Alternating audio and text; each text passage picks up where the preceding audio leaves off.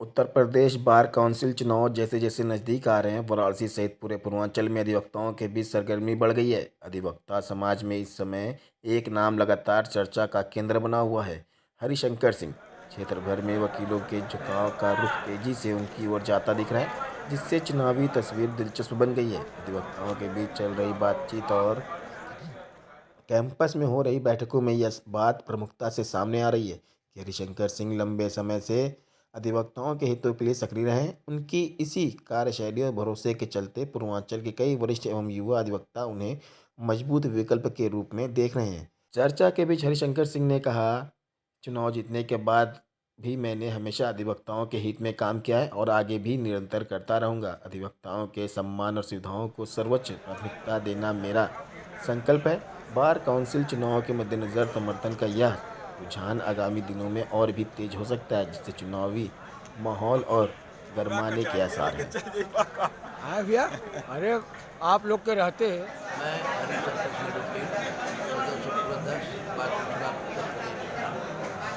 इस समय bar council आप उत्तर प्रदेश का चुनाव चर्चा में है और ये कब होना है और कैसे होता है, और अगर आपने इसमें विजय प्राप्त किया तो क्या आप इन अधिवक्ताओं के लिए कौन ऐसा विशेष कार्य लेके आएंगे जो इनके हित में है?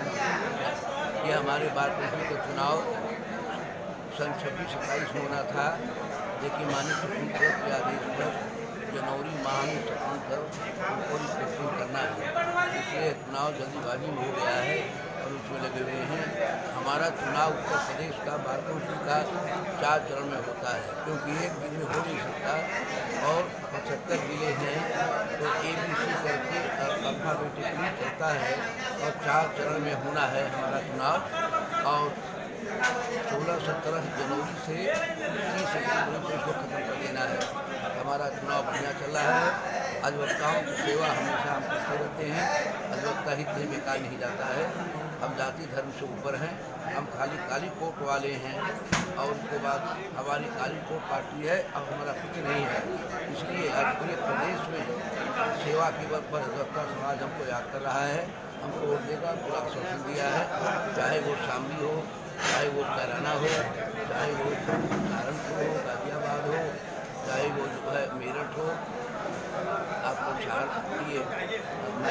एटा, इटावा, हाथरस, अलीगढ़, जहाँपुर हो, पूरे उत्तर प्रदेश।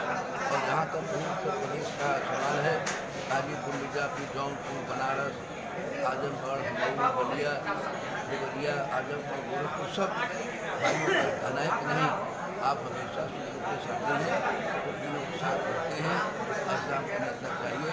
आप संघर्षशील आदमी हैं, हम आपको अवश्य वोट देंगे, किसी कीमत पर आप वोट देंगे और आप विजयी होंगे, जिससे कि अधिवक्ता समाज कार्य हो सके, उनका भविष्य बन सके, अधिवक्ताओं का सम्मान कर सके।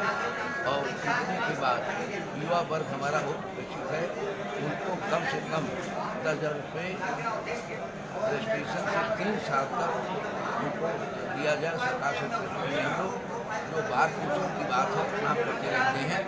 पहले 10,000 था, अपने कार्यकाल में मैनेजरशिप हमारे अध्यक्षशिप में, हमने जो है चेयरमैनशिप में उसको हमने किया 25,000। मृतक अधिवक्ताओं का 70 से 80 साल के बाद कोई सहायता नहीं मिलती थी, लेकिन अब वो जो है सीरियस हो गया। अब पहले मिलता था 1.5 लाख, अब मिलेगा 3 लाख। इस प्रकार जितनी सीमा बात की है हम लोग करते रहते हैं। हम आदरणीय मोदी जी नहीं हैं कि माने ज़्यादा कर सकते हैं, लेकिन जितना कर सकते हैं कर रहा हूँ और करता रहूँगा। जिसके आधार पर मैं डॉक्टर बार वाराणसी, जो पूर्वांचल की सबसे बड़ी बात अधिवक्ता समाज की है, उसका मैं अध्यक्ष भी कर रहा हूँ। एक बार में हमारे भाइयों ने सेवा करके हमको बना दिया है, इसलिए जहाँ अधिवक्ता समाज है तहाँ मैं हूँ। हमारा ये मानना है कि एडवोकेट ब्रूनो लांग